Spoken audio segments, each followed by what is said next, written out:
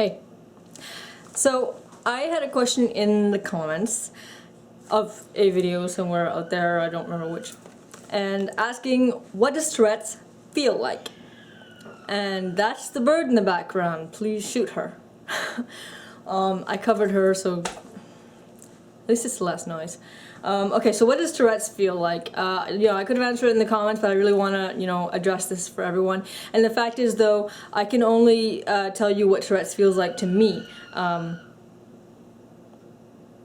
Someone else might have some aspects of what I feel, and they might have some aspects of what I don't feel. So I can really just say that. Okay, so tics. When I started having tics as a teenager, I would have this tic where I had to go like this all day. And it was distressing, annoying, and painful because I had to crack my neck.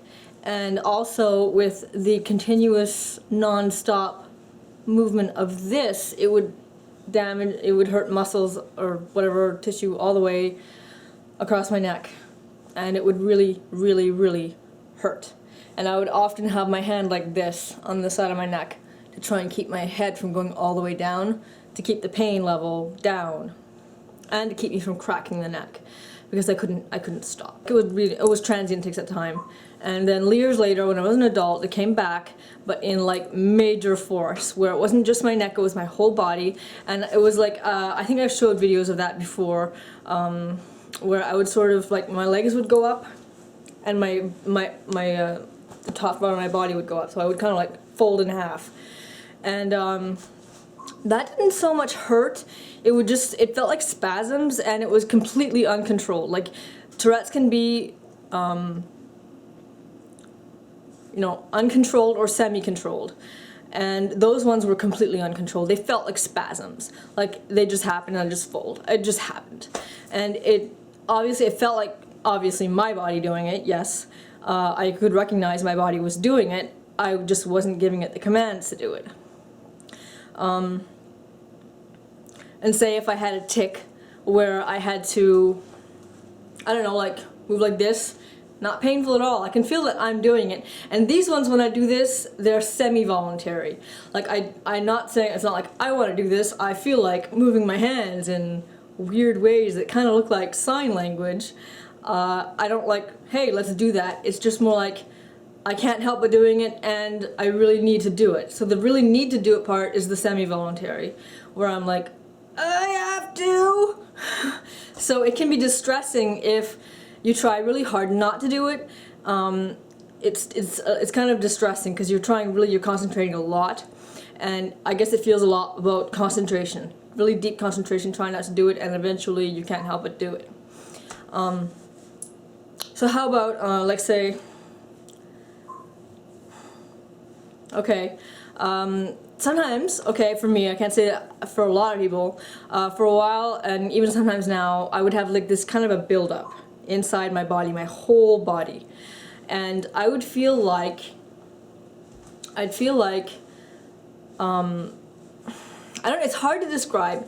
It was building up in my whole body until eventually, and I recognize that feeling, and pretty soon I'm going to start ticking like hell. And it generally meant large tics, full body tics, and for a while. So I would look kind of nuts. Not that I'm not used to that. So, so I would have that sensation. That's what it felt. That's what it felt like. I didn't really say what it felt like. A build-up sensation in my body that's really difficult to describe because I can't compare it to anything else. And it would feel like that.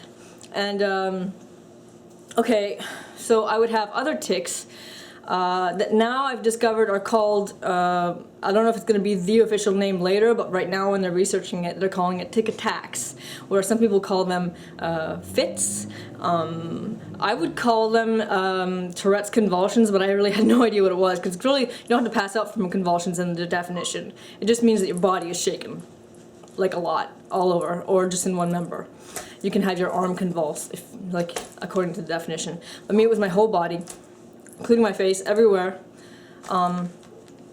I would have this, we'll call it episodes. Someone commented episodes, is that the right word? I like the word episode better so that people don't.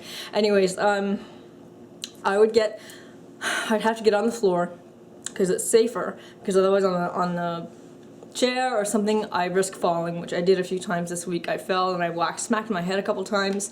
I just went, flying out of the chair like Skippy the backwards flying squirrel. And I just sort of landed on my butt and then went smacked in my head. And actually the day before I sort of jolted forward on the chair and then backwards and forcefully backwards and then smacked my head on the floor. Actually twice that day. And so it is dangerous. It's painful because you can hurt yourself. And then you start the episode where it can look like an epileptic seizure. It looks like an epileptic seizure. It is not. There are similarities, obviously, in the way it looks, but it's not caused by the same thing. You don't drool at the mouth. You're aware of what's going on. And it can, at times, look like an epileptic seizure, while other moments of it are just very dramatic and more, I guess, convulsing or twisting around in dystonic tics. Or they can be. I don't know if everyone with it has dystonic tics. I know that I do. So that feels absolutely distressing. It feels humiliating because oftentimes, like not always, sometimes it would happen to me here in my apartment. I was alone, or maybe just my sister there. But like if I'm in public, I'm humiliated, absolutely embarrassed and humiliated, and I usually like cover my as much as I can when my hand is able to move to my will. I can put it over my eyes and try not to look at anyone because I'm just very, very humiliated, and I would really much rather not see and just look at what I want to look at. Instead of them worrying and saying, oh my goodness, it's an epileptic seizure, what do we do? And I'm just like, no, it's not. Like, I'd like to be able to tell them, no, it's not, but like so much is going on, and sometimes I can form words and sometimes I can't. It's very frustrating. Dystonic tics, what do they feel like? They feel, they can be a couple things.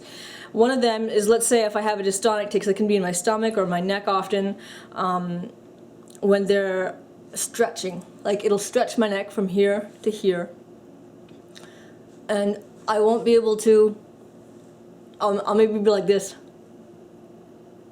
and my neck will be stretched and it'll be staying there for like a really long time, and it's painful. It's very unpleasant, I gotta say. The longer it stays there, the more painful it is. And it can happen in my stomach because my stomach can get very tight. And also dystonic tics, as I understand, can also be kind of a wreathing moment. Like often tics are just like you do quick movements, but dystonic tics, where they can be more, wreathing movement. Let's see if I get farther. A wreathing movement. You go like,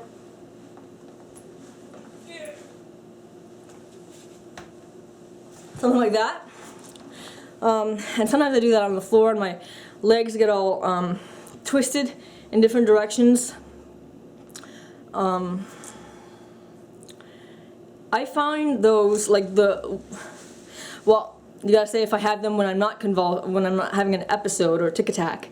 I find, like next to the tic attack, I found those the most distressing because they feel worse. Because like if I'm just having a tic where I'm clapping my hands or I'm like making movements, it just feels like my body's moving and it's moving, and that's it.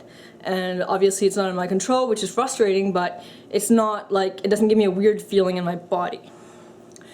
But these wreathing dystonic tics, it gives me this really ugly, gross feeling inside of me.